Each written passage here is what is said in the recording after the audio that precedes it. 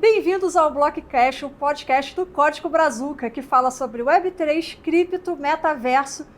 E estou aqui, principalmente com Itone Garcia. Como é que vai, gente? Tudo bem? Estamos aí de novo, mais um Blockcast, né? Hoje com convidados ilustríssimos, né? Convidados ilustríssimos. Estamos aqui hoje com Gustavo Macena. Se apresenta aí, Gustavo. Bem, sou Gustavo, me considero um empreendedor patológico, porque não é Isso serial, é uma questão de comportamento. Então, desde que eu me conheço por gente, gosto de fazer projeto, sou sócio de algumas empresas. Então, vou falar um pouquinho de mim, né? Eu sou embaixador da Polkadot, atualmente, desde o ano passado, mas também sou empresário, tenho uma empresa de consultoria chamada Templo.cc, e também tenho uma Venture Builder, né? Onde eu ajudo empreendedores a construírem startups. E agora, recentemente, a gente está criando um fundo de Venture Capital para projetos que a gente acredita e quer empreender junto. E também, como já se não fosse pouca coisa, Justo.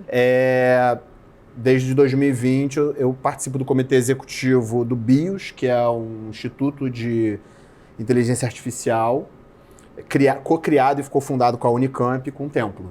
Então a gente fez esse laboratório e ele começou a operar esse ano. Então é um pouquinho de mim. Prazer em estar aqui. Muito obrigado pelo convite. Muito bom. Fala aí, como é que você começou nessa história de Web3? Porque é tudo muito novo, né? Tem uma galera que... Tem o pessoal que sabe muito e tem o pessoal que gostaria de entender o que a gente está falando. Então, como é que você chegou nesse universo? Tá, vamos lá, assim.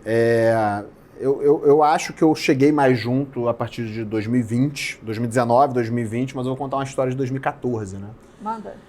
Em 2014, 2013, 2014, eu e uns amigos, a gente estava muito carente de um espaço onde a gente pudesse fazer o que a gente queria, né? Um espaço de trabalho, um espaço para ter reunião. Era a ascendência no Rio de Janeiro de coworking, né, também. A época de ouro, começou nessa época, né? Começou em 2012, o Templo, inclusive, foi um dos primeiros coworking, mas eu ainda não era sócio do Templo. Mas a gente também a gente tinha algumas ideologias bem quase anarquistas, algumas coisas vinculadas à economia colaborativa também, que no Rio de Janeiro tinha toda uma narrativa de economia colaborativa desde 2011. E aí a gente pensou o seguinte, e se a gente pegasse, alugasse uma casa, eu e os amigos, e qualquer pessoa pudesse fazer parte dessa casa? Interessante. Qualquer pessoa pudesse ir nessa casa e usar a casa. Qualquer pessoa pudesse chamar qualquer outra pessoa da casa. Qualquer pessoa pudesse pegar a chave da casa e tirar uma cópia e entrar na casa. Então a gente fez a Catete 92, porque ficava na Rua do Catete, número 92. Boa. E ela começou a crescer de uma forma muito orgânica, no sentido de... Era muito conhecidos chamando conhecidos, Sim. Pessoas chamando pessoas. E aí a gente começou a criar uma comunidade, que é uma comunidade que até hoje eu tenho essas relações, é uma comunidade que renasceu de várias outras formas possíveis. Cada uma daquelas pessoas ali foram por um caminho, mas a gente ainda tem essa relação. Mas na época, eram pessoas que eram novas na minha vida, né? Eu tava... E aí a gente estava começando a entender o que seria cuidar de um espaço de forma descentralizada, porque não tinha dono. A regra não podia ter dono, não podia ter regra. A primeira regra, não tem regra. Mas, ao mesmo tempo, isso não significava destruição, muito pelo contrário, era um caos. Mas o caos, ele faz você necessariamente precisar lidar com as relações, lidar com as pessoas. As pessoas não vão fazer o que querem. Se você se sentir incomodado, você vai falar, cara, eu tô incomodado com isso, etc. Então, ali eu comecei a experimentar isso. Só que era muito analógico, era muito local. E chegou um momento que... E a gente tinha, né, um grande ideal de fazer uma economia própria. Como é que a gente ia fazer isso, né? Era fazendo dinheiro de papel, era valorizando o tempo de cada um, era muito complexo. E aí chegou um momento que aquilo ali tomou forma própria, a gente em algum momento fechou a casa por diversas questões, mas a casa, inclusive, ela era super próspera, né? Ela chegou algum momento que a própria comunidade já estava sustentando a casa. E os iniciadores da casa não precisavam botar mais nenhum dinheiro, nada. Não existia. O sistema já funcionava mesmo de uma maneira analógica. Analógica. Impressionante isso. Só que a casa não era nossa, era aluguel. E o movimento, né, da casa começou a incomodar um pouco os vizinhos, porque era uma vila, realmente começou a ir muita gente. E era uma vila com muito idoso, etc. E aí eles falaram, cara, tipo, tá acontecendo um movimento, a gente também entendeu que estava acontecendo um movimento muito grande, e a gente fechou a casa. Esse movimento foi para outras casas, ele acabou germinando outras casas com outros iniciadores e outras pessoas. E esse movimento ele persiste até hoje de várias formas. E aí, legal. Aí eu me desliguei um pouco disso depois, fui empreender, fui trabalhar com outras coisas. E aí, em 2019, um amigo meu que era dessa casa, ele já estava morando fora do Brasil e ele estava na comunidade Ethereum. Ele falou, Gus, eu tô vivendo aquela ideologia na comunidade Ethereum. E eu, tipo assim, ele estava em Berlim, eu estava aqui, minha vida o caos, e a vida dele também lá o caos. Eu não conseguia entender muito bem o que era isso, eu também não conseguia entender muito bem as interfaces para interagir com essa comunidade. Até que em 2020... 2019 eu voltei a falar também com o Eduardo Cardoso, que foi uma pessoa que em 2016 a gente fez mais um experimento colaborativo desse numa casa em Ipanema, no Rio de Janeiro.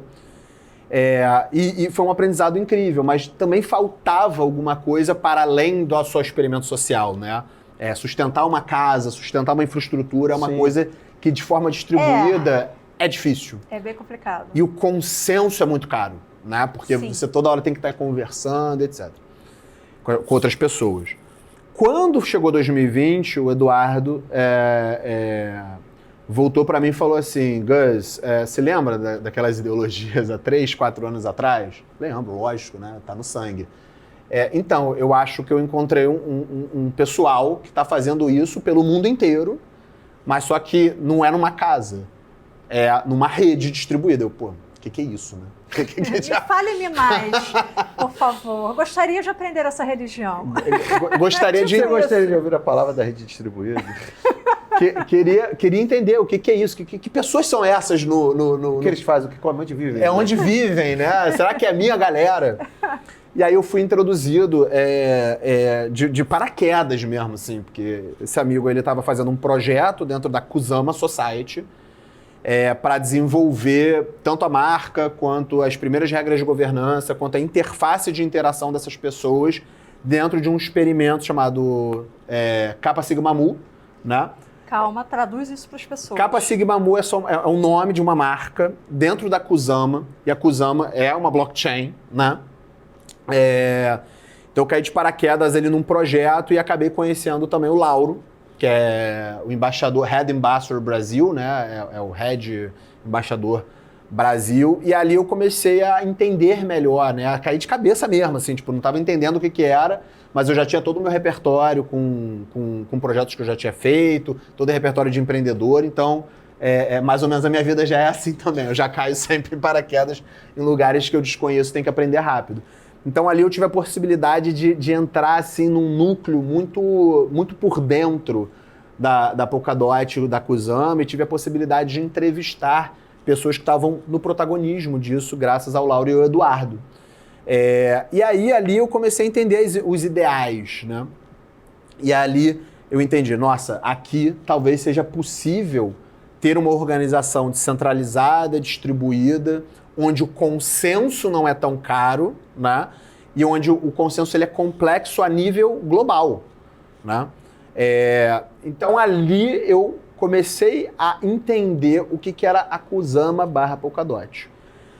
E aí o que é isso? Por favor.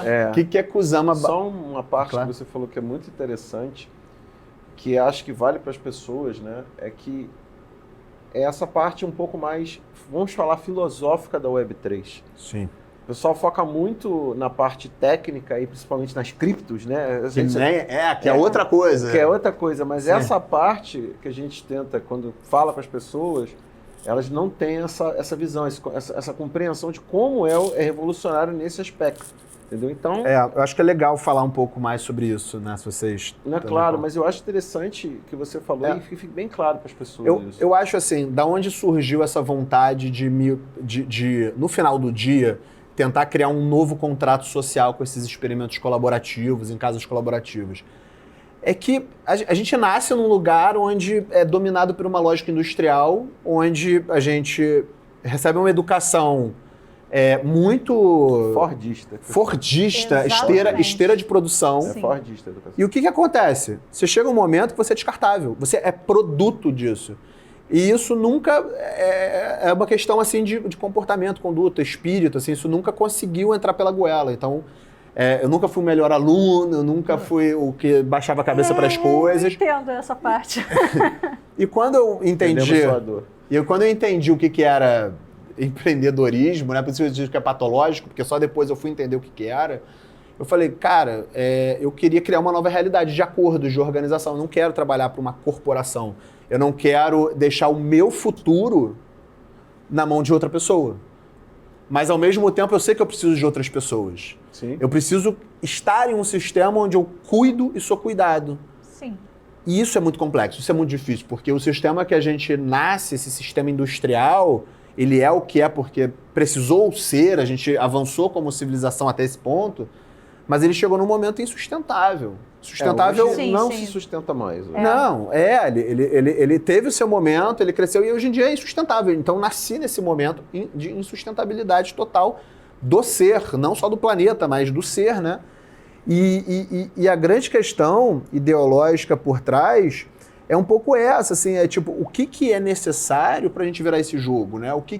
Como é que eu compactuo, como é que eu escolho o contrato social que eu quero pertencer? Né? Porque a gente já nasce num contrato social, você nem assinou nada, mas você foi forçado a assinar. Então como é que eu faço essa engenharia reversa ou como é que eu crio um sistema mais forte do que esse contrato social? E aí eu fui entendendo que a Web3 é isso. A Web3, eu acho que ela nasce de um sonho que já é antigo, assim, pelo menos para mim, antes mesmo de eu nascer, de 1970, 80, muito antes, talvez, até do início da internet, né, onde as pessoas elas vislumbraram a internet como uma forma total de liberdade, sim, de conexão. Eu passei por isso, quer dizer, bom, não adianta. Você tava lá quando tudo era mato, né? Eu falo era que isso. os dinossauros andavam ainda na época ali, a gente caçava para comer. Mas o Exatamente. ideário, tinha uma coisa muito importante, que o ideário da Internet 1, ela estava muito ligada a várias coisas que aconteceram na década de 80 e no final da década de 70. E você tinha publicações na época que eu achava assim maravilhosa, a Earthworld Review, que era um troço que falava muito de assuntos fora dessa matrix que a gente vive. E isso era, quando a internet se criou, havia uma visão muito romântica, era isso. Só que não tínhamos os mecanismos que a gente tem hoje da tecnologia, por exemplo, a blockchain e outras coisas que estão dentro da Web3, que propiciam que isso aconteça. Então, na época, era só uma ideia. Quando você fala que hoje, por exemplo, aí a gente fala até depois para você falar da Polkadot, para a gente dar com o Samba. Hoje a gente tem esses mecanismos de transformação, a gente consegue pegar isso e colocar num modelo, vamos lá, tecnológico que permita a gente executar essas ideias e executar esses ideários, mudar essa coisa. É isso que é importante falar, porque, novamente, a galera tem uma visão hoje de NFT cripto. Isso. Mas a verdade não é essa, a verdade é isso que a gente está expondo aqui, está falando aqui. Né? E dito isso, eu acredito que a Web3, né, e a Web3 ela vem muito disso, né? Ela veio de um contato onde a tecnologia foi evoluindo e hoje em dia a gente vive em monopólios tecnológicos. Sim, as Big Techs também. A gente tem, né, eu posso contar em 10 grandes empresas basicamente que dominam 90% da nossa vida, né? E eu acho que a Web3 ela trouxe um olhar diferente para isso. Ela falou, olha, é possível dar a todos mais poder para que todos, ou grupo de pessoas, até indivíduos, criem suas próprias realidades, né? E aí a gente está num momento, né? Por que é difícil olhar, né, o dia atual com essa ideologia? Porque a gente está num momento de deconstrução dessa base. Total. Essa base, a gente está num momento onde quem está construindo a Web3 está construindo a base para essas gerações, ainda estaremos todos vivos, sim, né? Espero que sim. Mas essas gerações que vão poder construir realidades diferentes. E quando eu falo realidade, eu falo desde organizações centralizadas financeiras, organizações centralizadas de educação, organizações descentralizadas, quem sabe um dia talvez, vou falar uma coisa, mas até de organizações sociais, países, uma reestruturação, né, da participação humana na sociedade de fato, onde a gente vai ter o poder muitas vezes, da tecnologia de mudar cenários e se tornar mais independentes e não depender exatamente de bancos ou mesmo condições governamentais específicas, né? A gente vai poder construir produtos, construir realidades em cima disso. E aí, o que é Polkadot para mim nisso, né? Eu não sou um cara técnico, eu sou um fazedor, eu sou um sonhador. Ao mesmo tempo, eu também tenho esse lado pragmático, assim, pô, será que isso vai vir daqui a 10 anos? Será que isso aqui vai daqui a 15 anos? E aí, quando eu cheguei em Polkadot, eu vi assim, bem, Polkadot é um projeto já, pelo menos, acho que desde 2015, né? Ele começou a ser construído, acredito eu, ali com base... eram pessoas que estavam vindo de uma realidade do Ethereum. Gavin Woods. Gavin Woods era do Ethereum. Era do Ethereum. Foi ele que foi o CTO do Ethereum, né? Sim. E ele, por vários motivos, acho que não vou ter tempo para explicar aqui, mas ele olhou para isso e ele falou, olha, eu acho que o Ethereum não vai dar vazão a esse grande futuro que eu tô vendo pela frente. Essa onda que vem aí, né? Essa onda que vem aí, porque o Ethereum, talvez ele não tenha escalabilidade para muita gente usar. Assim, para basicamente qualquer pessoa usar. E aí ele criou a Polkadot. O que é a Polkadot, assim? Hoje em dia você tem protocolos separados, por exemplo, você tem o Ethereum de um lado, você tem... Bitcoin do outro, Solana. Bitcoin do outro, Solana do outro, etc. E para elas se comunicarem, é muito custoso, é muito difícil. Sim. Você cria, tipo, forma... A vontade humana é incrível, porque dá para se comunicar, mas, ao mesmo tempo, você cria empecilhos tecnológicos para se comunicar de uma forma até escalável, né? Você pode juntar aqui uma qualquer coisa que tem na Cardano, ou na Solana, ou qualquer outra das dezenas de milhares que existem, para conversar com outro protocolo. Mas isso já é caro, isso já é um problema, né?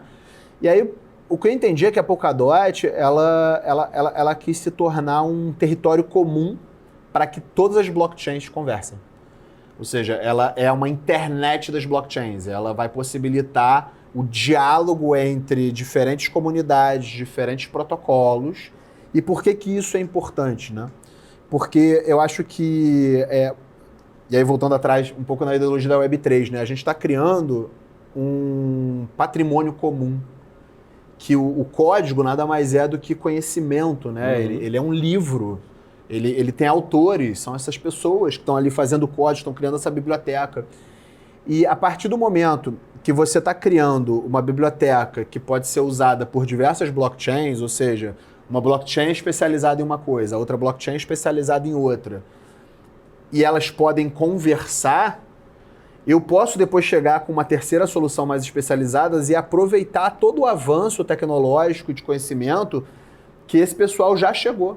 Então, na verdade, eu estou criando uma base para não só construir essa ligação entre as blockchains, mas para eu inovar rápido. Para eu começar a prototipar, colocar coisa no mercado, entender rápido, porque a mudança mudou, né? A mudança, antigamente, há tantos anos atrás, talvez até 20 anos atrás, não sei, ou até 30 anos atrás, ela era um pouco mais devagar. Hoje em dia a gente está falando de mudanças que mudam em 1 ano, gente. Até menos, dependendo. Até menos, assim, são mudanças globais. A gente acabou de viver uma pandemia, ainda vive parte dela, onde acabou, assim, tudo, muita coisa quebrou, todas as organizações sociais se readaptaram, a maior parte se tornou digital, a maior parte se descentralizou. Quantas coisas para sobreviver não tiveram que reinventar a forma organizacional, né? Então, imagina você ter na tua... numa mudança muito grande, onde você tem um legado engessado, você está ferrado. Sim. E a mudança vai ser essa constância. Vai ser rápido. E aí eu acho interessante que a Polkadot ela traz essa perspectiva a longo prazo, de que estamos criando um legado comum para tudo, estamos criando protocolos interconectados, né? E estamos criando a internet das blockchains e temos a possibilidade de testar, temos a possibilidade de prototipar. Porque a Polkadot ela tem uma blockchain irmã chamada Kusama. Qual a diferença das duas, né? A Polkadot ela em si é mais segura porque ela é auditada. Então imagina, vou mandar qualquer coisa no meu protocolo, vou ter que fazer toda uma auditoria. fazer auditoria é caro. Imagina, cara, tipo, tô ali, tô rodando alguma coisa em economia real, sei lá, tô rodando um banco. Imagina, eu vou mudar qualquer coisa ali dentro, eu vou ter que pegar toda uma auditoria, mudar. Então ela não, né? É mais caro mudar as coisas. A Kusama, que é a blockchain irmã da Polkadot, por ela não ser auditada, ela permite mudanças mais rápidas. Mas ela serve para teste de mercado também, né? Eu acho que se eu, pelo menos, tiver um protocolo na Kusama e ele começar a ganhar uma escala muito grande, onde o nível de segurança precisa ser maior, eu vou para Polkadot, eu vou querer auditoria, eu vou querer mostrar segurança, etc.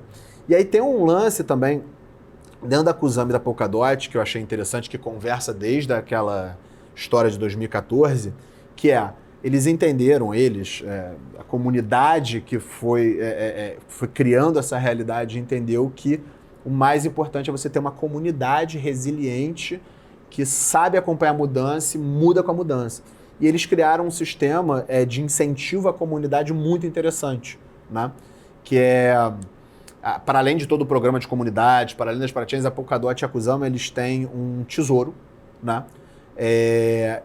Que serve para a expansão da rede, que serve para que a comunidade se empodere dessa narrativa de expansão, de Web3, de aplicação dessa tecnologia nas suas próprias realidades, por meio de um apoio desse tesouro. E o que é esse tesouro, né? Esse tesouro, ele é aberto para qualquer colaborador que queira pedir para fazer um teste. Assim, eu tenho um projeto, quero fazer um evento, tenho um projeto, quero prototipar um código, tenho um projeto, quero testar alguma coisa em economia real. Cara, a comunidade está aberta a te escutar, a comunidade ela quer, inclusive, iterar com você, né, trazer observações, colaborar junto. E aí você pode pedir para a comunidade para que elas te apoiem nesse projeto. E apoiando nesse projeto, o Tesouro ele pode te dar o que você precisa para testar. E por que isso é importante, né? Eu vivo a realidade do Brasil. Empreender no Brasil terrível, na verdade. É terrível. Como é que a gente vai começar os primeiros protótipos que mostram para a sociedade que é possível fazer se a sociedade nem entende o que é Web3? Então, a gente precisa aproveitar esse incentivo à inovação que uma comunidade da Kusama dá e uma comunidade da Polkadot dá para a gente ir ao mercado e mostrar o que se faz. A nossa missão hoje em dia é mostrar o que é Web3 na prática. A gente precisa acessar esses tesouros e criar as nossas comunidades para testar.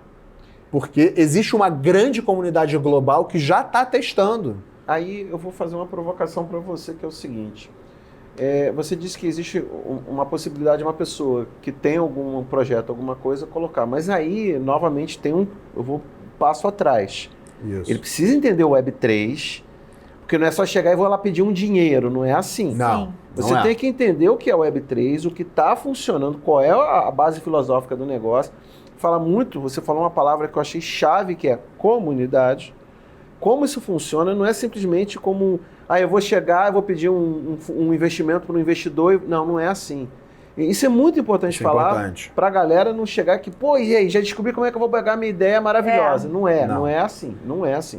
Assim, eu vou falar que eu sou muito sortudo, tá? Porque da forma como eu entrei dentro da Kusama foi já acontecendo um projeto, assim. Mas eu acredito que toda a comunidade ela funciona por pessoas. Perfeito. Então, existem várias formas de você encontrar pessoas da comunidade Polkadot e Kusama. A primeira delas é por meio do Discord e é por meio desses canais que eles colocam na Telegram, Discord, Twitter. É uma comunidade muito nativa na internet. Né? Então, as pessoas normalmente estão fazendo encontros online, é muito aberto esses encontros online, mas é necessário você aprender um pouco a linguagem de como é que essa comunidade conversa. Isso é importantíssimo. É você entender como é o core do negócio. Não adianta chegar e não vai rolar. Existem ritos ali dentro, existem quóruns, existem fóruns que são abertos, mas eles necessariamente não existe um passo a passo para você chegar neles. O que eu percebi, e que é quase uma barreira de entrada, é que é necessário a vontade, a curiosidade e o esforço. não existe. Perfeito. Mas o doido é isso, assim. Qualquer pessoa que tenha curiosidade, vontade e esforço, ela vai conseguir entrar. Esse é o maior impedimento, porque assim, se você botar Polkadot na internet, você vai encontrar um monte de coisa, vai encontrar gente falando. Se você botar Polkadot Discord, por exemplo, é possível que você encontre alguma coisa. Se você botar polkadot.network, você vai encontrar. Se você botar kusama.network, você vai encontrar alguma coisa. Só que você tem que começar a entender quem é que está falando disso no Twitter, por exemplo. Esse cara é um ponto de contato. Quem é que está falando isso no YouTube? Esse cara é um ponto de contato.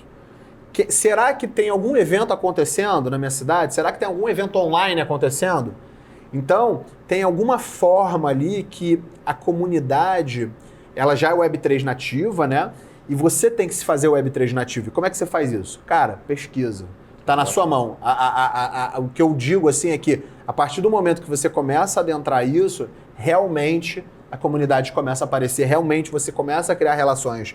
Mas a comunidade ela não vai até você. Talvez você veja alguma coisa que a comunidade esteja fazendo. Talvez você tenha a sorte de...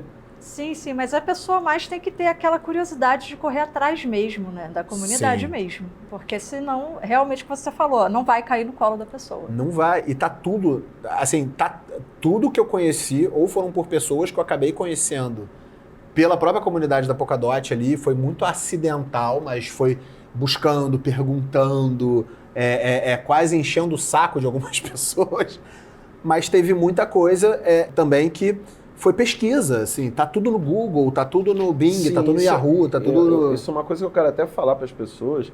Por exemplo, no meu caso, depois daquele evento que nós tivemos aqui no Rio da Polkadot Decoded, eu falei, não, você tá para estudar, tá tudo lá. Tá tudo lá, exatamente. Tanto é que alguns dias depois tá com o nó no ar, mas tá tudo lá. Mas aí, novamente, você falou uma coisa que é importante. Você tem que correr atrás. Você tem que estudar, você tem que pesquisar. E esse é o espírito, eu acho, assim, eu traduzo, são minhas palavras, mas eu acho que isso é um dos espíritos da Web3. Sim. Se não é você, é quem? Se você vê uma tarefa, ela é sua, se não é de quem, né? E eu vejo que é isso, assim, e quando eu conheço as pessoas da Polkadot, Kusama, elas são realizadoras, porque elas se moldam realizadoras, né? Tem aquela frase, né? Construa e eles virão, né? É muito isso. É tipo, faz que vai acontecer. Claro que tem muitas questões relacionadas a isso. Claro que não é chegar lá, eu tenho um projeto muito legal. Não, eu sei. Cara, você tem que ganhar a linguagem. Sim. É um esforço. Ainda é uma membrana, né? Mas ela é aberta. O paradoxo é esse. Ela é aberta para todo mundo. Eu conheço várias histórias de pessoas que, inclusive, teriam várias dificuldades para adentrar nessa membrana e adentraram. E a partir do momento que você está ali, você ganhou a linguagem. E essa linguagem ninguém te tira. Sim. Esse comportamento ninguém te tira. Assim, tudo pode acabar, você ganhou esse conhecimento virou comportamento. Isso é o que faz os fazedores, sabe, da Web3. Assim, a galera é fazedora. E como tem esse crivo do fazedor, que no final do dia é fazer, gerar valor para a comunidade e também é uma forma de reputação, porque é isso, você vai ter que procurar por si mesmo, ter curiosidade e esforço, e nesse percurso as coisas mais importantes vão acontecer da jornada, que são as pessoas que você vai conhecer. E aí essas pessoas elas vão começar a criar sua comunidade, ou você vai começar a pertencer à comunidade com essas pessoas, que essas relações são as mais importantes. Porque não é a tecnologia que vai fazer o mundo mudar, mas são as relações e conexões humanas, né? A blockchain humana que faz a coisa mudar, e não a tecnologia em si. E aí, dito isso, sim, existe incentivo à inovação. Existe incentivo, mas existe um percurso antes de chegar nesse incentivo. Quando você entende as regras da comunidade, está ali disponível. E vou te falar, é muito mais acolhedor do que o Estado, é muito mais acolhedor do que os programas de incentivo, é muito diferente do que o mercado tradicional. Isso eu acho que tem que ficar muito claro para as pessoas, até para não gerar frustrações, porque antes de você chegar dentro do... Eu acho que existe eu falo muito, primeiro você tem que destruir alguns conceitos que você já tem arraigado dentro de si. Isso para muitas pessoas é complexo, é você desapegar daqueles conceitos e começar, como a gente fala brincando, abraçar o novo. Porque tem todo um processo, tem toda uma... Você entender, por exemplo, eu acho que uma das maiores barreiras para as pessoas, vamos falar de criptomoeda nesse aspecto, é entender a criptomoeda como vale. As pessoas não conseguem ver. Outra coisa, eu não tenho um padrinho validador que vai me ajudar num determinado momento, que vai me dar... Eu não tenho um telefone para ligar e reclamar. Sou eu, ou a comunidade que está ali me ajudando. Isso para as pessoas é uma barreira por causa de como elas foram criadas. Sim. Então você precisa derrubar isso para elas até entenderem como inovar. De derrubar uma cultura, né? Porque a gente foi implantado nessa cultura. Foi exatamente o que ele falou. Nós fomos criados assim. Derrubar essa cultura é algo muito difícil. E algumas pessoas vão lutar para manter essa cultura, né? Sim. Esse é que é o mais complicado. Existe uma falência das instituições, tais como são os institutos humanos, né? A forma como a gente... os contratos sociais entre as pessoas, eles não funcionam. Eles já não dão mais, né? Então, ao mesmo tempo, a dificuldade é essa. A gente vai ter que criar. E criar é esforço. Criar é difícil. Criar exige um nível de comprometimento muito grande. Porque a gente não está só criando... não vou criar só um produto. Eu não estou fazendo só mais uma startup, uma empresa. Cara, você está assim, você tá se conectando num nível muito mais profundo e de relações globais que estão olhando para essa mudança e estão testando novas formas. Porque também tem uma coisa, assim, a Web3 ela está trazendo novas formas, até pela forma descentralizada, que são as blockchains, os stakes e a governança, a gente está reinventando as formas societárias. Sim. A forma de responsabilidade. Isso é uma verdade. As organizações, elas não serão mais assim, hoje em dia, quando um projeto desse, um protocolo desse, ele vai a mercado, eu tenho dificuldade de enquadrar, assim, porque assim, eu também sou advogado, né? Então, quando uma empresa vai fazer, por exemplo, um IPO, ela está se tornando uma empresa pública. Sim, ela está emitindo ações, ela tem responsabilidade. Agora. A Web3 ela transcende até isso, cara. Tipo, a coisa já nasce com uma governança talvez centralizada, isso fica na escolha dos criadores e com várias regras de governança que é isso, assim, se a gente não começar também a testar, se unir, ter diálogo, porque ainda tem essas membranas para você entender, é uma nova linguagem, são novas pessoas, é difícil. Mas é nosso dever também o quê? Dialogar com quem ainda não compreendeu, porque essa pessoa é importante. A gente, né, consegue criar sistemas de interação entre pessoas, mas a gente também tem que expandir isso a níveis de diálogo onde isso seja permitido como um sistema legítimo, né? Onde, por exemplo, eu vá criar uma organização de governança aberta, mas ela não se encaixa juridicamente ali como uma empresa SA ou uma LTDA, ela é outro bicho, velho. É outra coisa. Esse é um problema para as pessoas entenderem. Eu acho que tem que ter essa quebra. Precisamos ter essa quebra. Agora, precisamos... Experimentar. Sim, mas fazer. Um passo de cada vez. Assim, gente, a conversa é muito boa, mas vamos ter que encerrar. Pô, mas já infelizmente, tá tão bom, papo, né? A gente ficar umas 2 horas aqui conversando. Eu falo muito, sei. Não, foi ótimo. Fique tranquilo que foi excelente. Mas, infelizmente, vamos ter que encerrar aqui o Blockcast. Muito obrigado por ter ficado aqui até o final deste episódio. Nos vemos no próximo episódio com mais Web3 para vocês e Metaverso. Até o próximo episódio, pessoal!